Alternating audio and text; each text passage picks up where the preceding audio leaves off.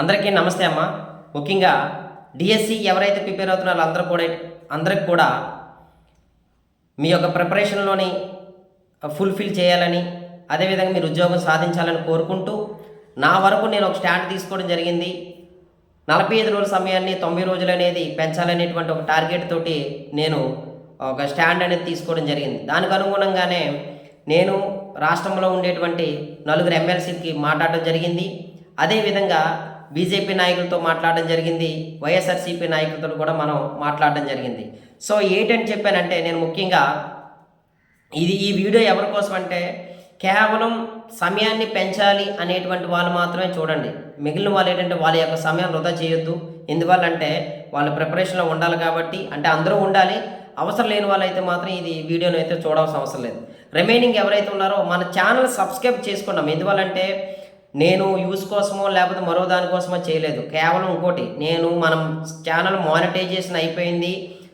చాలాసార్లు మెసేజ్ వచ్చినప్పుడు కూడా నేను అకౌంట్ కూడా అప్డేట్ చేయలేదు. ఎందుకంటే అకౌంట్ నెంబర్ కూడా పెట్టలేదు. కారణం ఏంటంటే ఇందులో వచ్చేటువంటి రెవెన్యూ నాకు ఏమీ అవసరం లేదు. ఓకేనా? సో ఛానల్ మానిటైజేషన్ ఎప్పుడైపోయింది, కానీ నేను అకౌంట్ కూడా డీటెయిల్స్ పెట్టలేదు. మీరు ఈ వీడియోను 10 లక్షల మంది చూసినప్పుడు కూడా నాకు ₹1 కూడా రాదు. అది మీరు గమనించుకోండి. చాలామంది బ్యాడ్ కామెంట్స్ పెడుతున్నారు కానీ నేను చెప్తున్నాను అనమాట. ఓకేనా? Clear cut. మన ఛానల్ సబ్స్క్రైబ్ చేసుకోవడం వల్ల అడ్వాంటేజ్ ఏంటంటే, నేను తీసుకునేటువంటి స్టాండ్ ఏం జరుగుతుందని మీకు అప్డేట్ ఇవ్వడానికి ఉపయోగపడుతుంది అనమాట. ఓకేనమ్మా? సరే, ఎనీవే, దీన్ని అవకాశం ఉన్నంత వరకు మీ ప్రభుత్వాన్ని చేరేంత వరకు కూడా మీరు షేర్ చేయండి అమ్మా.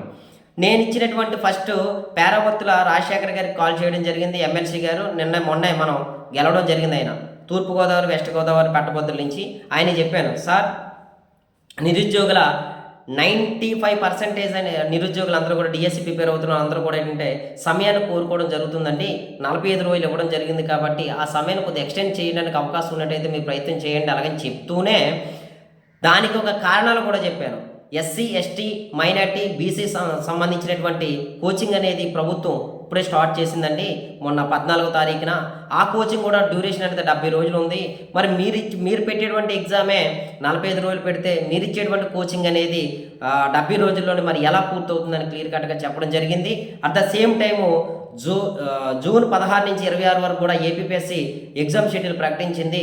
అది కూడా మరి ఎలా మీరు నిర్ణయం తీసుకుంటారండి? ఈ మధ్యలో డిఎస్సి అనేది అదే పాలిటెక్నిక్, తర్వాత డిఎల్, జేఎల్ ఎగ్జామ్ రాసేటువంటి వాళ్ళు కూడా డిఎస్సి కూడా రాస్తారు కాబట్టి ఈ రెండింటిలో మరి ఏ విధంగా మీరు కాన్సెప్ట్ చేస్తారో ఒకసారి ఆలోచించండి. అలాగని పేరాపత్రులు రాజశేఖర్ గారికి మనం చెప్పడం జరిగింది. అయినా కూడా ఏంటంటే సానుకూలంగా, సార్ ఇలా జరుగుతుందా ఏంటనేది ఒకసారి మేము కూడా ప్రభుత్వం దృష్టికి తీసుకెళ్తాం. అలాగని సారు కూడా మనకి హామీ ఇవ్వడం జరిగిందనమాట. ఓకేనా? Clear cut. అంటే ఇంకా చాలా అంశాలు నేను చేర్చాను. అదేవిధంగా వయసు గతంలో కూడా 44 సంవత్సరాలు అనేది ఏంటంటే ఉందండి. మళ్ళీ దాన్ని పెంచినట్టు కాదు. గతంలో చంద్రబాబు నాయుడు గారు స్టాండ్ తీసుకున్నారు. అప్పుడునే 18 డిఎస్సిగా ఆయన నిర్ణయం తీసుకున్నారు. గతంలో 2000 ప్రభుత్వంలో వచ్చిన తర్వాత 14 డిఎస్సి ఉంది కదా, అప్పుడు కూడా నిర్ణయం తీసుకున్నారు. మళ్ళీ అదే ఉంది కాబట్టి దాన్ని కూడా పెంచేటువంటి అవకాశం మీరు చూడండి. అలాగని మీరు కొత్తగా చేసింది ఏం లేదు సార్, గతంలో మీరు చేసిందే మళ్ళీ యథావిధంగా చేశారు. 7 సంవత్సరాల గ్యాప్ అనేది చూడండి అని మనం క్లియర్ కట్గా చెప్పాము. అట్ ద సేమ్ టైము ఒకే జిల్లా ఒకే ఎగ్జామ్ పెట్టండి. దీనివల్ల ఏంటంటే మీకు సమయం కూడా కలిసి వస్తుంది. యాస్పిరెంట్ కూడా ఏంటంటే అన్యాయం అయితే జరగదని అలాగని క్లియర్ కట్గా నేను ఆయనకు చెప్పడం జరిగింది. ఇదే అంశాన్ని ఏంటంటే మన ఉత్తరాంధ్ర పట్టభద్రుల ఎమ్మెల్సీ అయినటువంటి వేపాడ చిరంజీరావు గారికి కూడా ఫోన్ చేసి నేను చెప్పడం జరిగింది. అయ్యా, ఈ విధమైనటువంటి ఆంధ్రప్రదేశ్లో పరిణామాలు ఉన్నాయి, దీన్ని ఖచ్చితంగా మీరు స్టాండ్ తీసుకొని లోకేష్ గారి దృష్టిలో మీరు పెట్టినట్టయితే అందరికీ న్యాయం జరుగుతుంది అని కూడా చెప్పాను. లేదండి, ఆయన ఏమని రిప్లై ఇచ్చారంటే, ఒకవేళ కానీ మేము గతంలోనే మీకు సిలబస్ ఇచ్చాము కదా 5-6 నెలల ముందే, మరి అప్పటి నుంచి అంటే చెప్పాను, సార్ మీరు గతంలో ఏం చెప్పారు, డిసెంబర్ అన్నారు, జనవరి అన్నారు, ఫిబ్రవరి అన్నారు, మార్చి ఎండింగ్ అన్నారు, శాసనమండలిలో చెప్పారు, శాసనసభలో చెప్పారు. ఏ విషయం పైన కూడా ఏంటంటే నోటిఫికేషన్ ముందుకు వెళ్ళకపోవడం వల్ల యాస్పిరెంట్స్ ఎవరు కూడా ఏంటంటే బిలీవ్నెస్ అనేది, అదే నమ్మకం అనేది లేకపోవడం వల్ల రకరకాలైనటువంటి ఉపాధి అవకాశాల వైపు వెళ్ళడం జరిగిందండి. మళ్ళీ వాళ్ళందరూ కూడా బుక్స్ తీయాలి. 7 సంవత్సరాల తర్వాత నోటిఫికేషన్ వచ్చింది కాబట్టి సమయం ఇవ్వడానికే మీరు ప్రయత్నం చేయండి సార్ అలాగని చెప్పాను.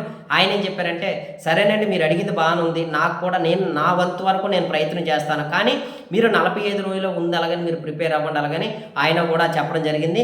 సరే సార్, 45 రోజులు తప్పదు కాబట్టి ఖచ్చితంగా ప్రిపేర్ అవుతాము, కానీ ఈలోపు ఏంటంటే మీ యొక్క సమయాన్ని మీరు ప్రభుత్వం దృష్టిలోకి తీసుకెళ్ళి పెంచే వెసులుబాటు ఇవ్వండి అలాగని చెప్పి పేరాపత్రులు రాజశేఖర్ గారికి ఏదైతే నేను విషయం చెప్పానో ఇప్పుడు నేను ముందు చెప్పినవి మళ్ళీ రిపీట్ చేయలేను. అదే అంశాలు ఈయన కూడా మనం నోటీసులో తీసుకెళ్ళడం జరిగిందనమాట. ఓకేనా, ఇద్దరు ఎమ్మెల్సీలు కూడా పాజిటివ్గా మనకు స్పందించారు. అట్ ద సేమ్ టైం మళ్ళీ మన మాజీ ఎమ్మెల్సీ అయినటువంటి ఉత్తరాంధ్ర మాజీ ఎమ్మెల్సీ అయినటువంటి మాధవ్ గారికి కూడా కాల్ చేయడం జరిగింది. మాధవ్ గారితో కూడా ఇంచుమించుకు ఒక 5-6 నిమిషాలు నేను మాట్లాడడం జరిగింది. సార్ ఈ విధంగా జరిగింది, మీరు ఒక స్టాండ్ తీసుకోండి, ఒక ప్రెస్ నోట్ ఇచ్చి తర్వాత మనం వచ్చారంటే మన ఎవరైతే లోకేష్ గారి దగ్గరికి ఉన్నారో మీరు స్పందించి ఆయన దగ్గరికి అంశాన్ని తీసుకెళ్ళాలంటే ఏం జరిగింది మురళి గారు అలాగని అడగడం జరిగింది. సో ఎందుకంటే ఎమ్మెల్సీ గారికి నాకు బాగా పరిచయాలు అనమాట. సో ఆ పరిచయాలతోటి నేను కొద్దిగా మన వాయిస్ని గట్టిగానే మనం వినిపించాం. సార్ ఖచ్చితంగా మీరు స్టాండ్ తీసుకోవాల్సిందే, మరి ఇందులో మాత్రం ఎలాంటి డౌట్ లేదని కూడా చెప్తే, లేదు ఖచ్చితంగా పూర్తి డీటెయిల్స్ నాకు పెట్టు, దానిపైన ఎక్కడ ఏం జరుగుతుంది, ఎప్పుడు ఏ ఎగ్జామ్ జరుగుతుంది, సమయం ఎంత ఉంటుంది అలాగని చెప్తే నేను క్లియర్ కట్గా చెప్పాను. 6 to ఇంటర్మీడియట్ బుక్స్ చదవాలంటే ఒక స్కూల్ అసిస్టెంట్ అభ్యర్థి ఎంత కష్టంగా ఉంటుంది అలాగని ఆయన క్లియర్ కట్గా చెప్పాను. పెట్టమన్నారు, ఆయన కూడా ప్రెస్ నోట్ ఇస్తానన్నారు. అట్ ద సేమ్ టైం ప్రభుత్వం దృష్టి తీసుకెళ్తానని ఆయన కూడా చెప్పడం జరిగింది.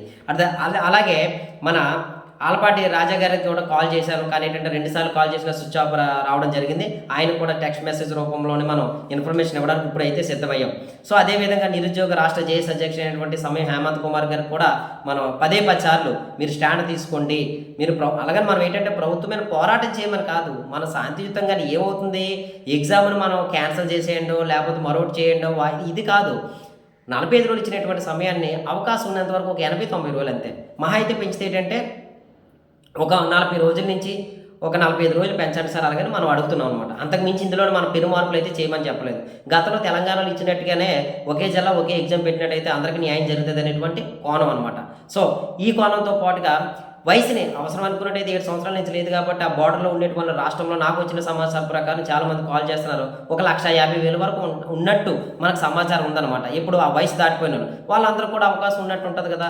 సో అలాగనేటువంటి ఆ 3 అంశాలను పరిగణలో తీసుకోండి అలాగని మనం చెప్పడం జరిగిందనమాట. సో ఇప్పుడు వరకు ఇది అయ్యన్ పాత్ర గారి దగ్గర కూడా మనం కాల్ చేయడం జరిగింది. సార్ ఏంటంటే హైదరాబాద్ వెళ్ళినట్టు తెలిసింది, ఈరోజు ఈవినింగ్ నర్సీపట్నం వస్తున్నట్టు సమాచారం ఉంది కాబట్టి డెఫినెట్గా మనం అయ్యన్ పాత్ర గారిని కూడా కలిసి సార్ ఇది పరిస్థితి అలాగని ఆయన కూడా మనం వివరించిన ప్రయత్నం అయితే నేను చేస్తాను. ఒకటే క్లియర్ కట్గా చెప్తున్నాను, అది ప్లస్ అయినా మైనస్ అయినా సరే ఏంటంటే నా యొక్క ఏదైతే పందం ఉందో నా స్టాండ్ ఉందో డెఫినెట్గా మీ వైపు నుంచి నా వాయిస్ వినిపిస్తాను. నాకు ఒకటి గుర్తుపెట్టుకోండి, నాకు భయం అనేది అసలు నా బ్లడ్లోనే లేదు. ఏం జరుగుతుంది ఏంటంటే ఎందుకనంటే నేను ఒక స్టాండ్ తీసుకున్నానంటే దానికి కట్టుబాటు ఉండవే నా అలవాటు అనమాట. సో గతంలోనే మనం కానిస్టేబుల్ విషయంలోనే అదే అలాగే చేసాం, ఎస్ఐపిసిలోనే అదే విధంగా చేసాం, గతంలో టెట్ విషయంలో అదే చేసాం, ఇప్పుడు కూడా అదే పందాన్ని మనం ఎన్నుకోవడం జరుగుతుంది అనమాట. సో మన బిజినెస్లకి ఏమైనా ఇబ్బంది అవుతుంది అనేటువంటి కోణంతో మరొకరైతే ఏ ఇన్స్టిట్యూట్ డైరెక్టర్ కూడా ఈ విధంగా ఇప్పుడు ఉండేటువంటి సిచ్యువేషన్లోనే ఈ స్టాండ్ తీసుకోడు. కానీ నేను ఎందుకు తీసుకున్నానంటే నేను గతంలోనే ప్రిపేర్ అయ్యేటువంటి సందర్భం ఉంది కాబట్టి ఆ యొక్క బాధ నాకు తెలుసు కాబట్టి నేను ఇంతవరకు ఈ స్టాండ్ అనేది తీసుకోవడం జరుగుతుంది. సో కాబట్టి మీరు 45 రోజులు అనేటువంటి ఉద్దేశంతో మీ ప్రణాళిక సిద్ధం చేసుకోండి. ఒకవేళ ఏమైనా అడిషనల్గా అయినట్టయితే ఇంకో 2 రివిజన్లు అవుతాయి, మీరు అదే గుర్తుపెట్టుకోండి. సో ఒక 45 రోజులు ఎగ్జామ్ పెట్టినా మనం ప్రభుత్వ నిర్ణయం మనం ఏం చేయలేం. Group 2 వాయిదా పడుతుంది అన్నాం, ముఖ్యమంత్రి గారు చెప్పారు కూడా, ఏపీపీఎస్ లెటర్ రాశారు, అయ్యిందా? సో కొన్ని విషయాలు ఏమవుతుందంటే వాళ్ళ చేతిలో లేని పరిస్థితులు కూడా ఉంటాయి. ఎందుకంటే రకరకాలైనటువంటి టెక్నికల్ ఇష్యూస్ చూపించి వాళ్ళ విధానాన్ని కొనసాగించడానికి అవకాశం ఉంటుంది. కాబట్టి దయచేసి ఆ 45 డేస్ అనేది మాత్రమే మీరు పరిగణలో తీసుకొని మీరు అయితే ప్రిపేర్ అవ్వండి అమ్మా. నా వరకు ఏది చేయాలో అంతవరకు నేను చేస్తాను. అది మైనస్ అయినా మీరు ఫీల్ అవ్వాల్సిన అవసరం లేదు, ప్లస్ అయితే ఆనందంగా మీరు ప్రిపేర్ అవ్వడానికి అవకాశం ఉంటుంది అనమాట. ఓకేనా? ఇక ఈ కోచింగ్లో మన ఇన్స్టిట్యూట్లో మనం ఏం చేస్తున్నామంటే ఇప్పుడు ఈ 45 డేస్లో చాలామంది కోచింగ్ పెడతారా లేదని అడుగుతున్నారు. మనం ఏం చేస్తున్నామంటే రేపు 24వ తారీఖు నుంచి బ్యాచ్ అనేది స్టార్ట్ చేస్తున్నాం. ఎలా స్టార్ట్ చేస్తున్నామంటే first of all psychology, current affairs, PIE, తర్వాత ఇంగ్లీషు, మ్యాథ్స్, దీనికి ఈ 5-6 సబ్జెక్టులకి మనం బ్యాచ్ స్టార్ట్ చేయడం జరుగుతుంది. ఒకవేళ సమయం ఇచ్చినట్టయితే remaining social content, Telugu content మనం చెప్పించుకోవడానికి అవకాశం ఉంటుంది అన్నమాట. సో మన దగ్గర హాస్టల్ ఫెసిలిటీస్ ఉంది, అదేవిధంగా రీడింగ్ రూమ్ సదుపాయం ఉంది. ఒకవేళ లేదు నోటిఫికేషన్ ఇంకా సమయం పెంచలేదు అనుకున్నట్టయితే ప్రిపరేషన్ ఎక్కడైనా మీకు అవకాశం ఉన్నంత వరకు హాస్టల్లో జాయిన్ అయ్యో లేకపోతే స్టడీ రూమ్లో జాయిన్ అయ్యి మీ యొక్క ప్రిపరేషన్ అయితే కొనసాగించడమ్మా. ఎక్కడికే రావాలనేటువంటి ఆలోచన ఏమీ లేదు. మీ దగ్గరలోనే ఏదైనా మంచి హాస్టల్ స్పెషలిస్ట్ కానీ, రీడింగ్ రూమ్ కానీ, లేదంటే ప్రత్యేకమైనటువంటి సబ్జెక్టులు కోచింగ్ ఇచ్చేటువంటి అవకాశం ఎక్కడైనా ఉంటే మీరు ఎక్కడైనా తీసుకొచ్చి ఇబ్బంది ఏమీ లేదు. కానీ ఈ టైంని ఒక్క నిమిషం కూడా వృధా మీ యొక్క ప్రిపరేషన్ మీరు కొనసాగించండి.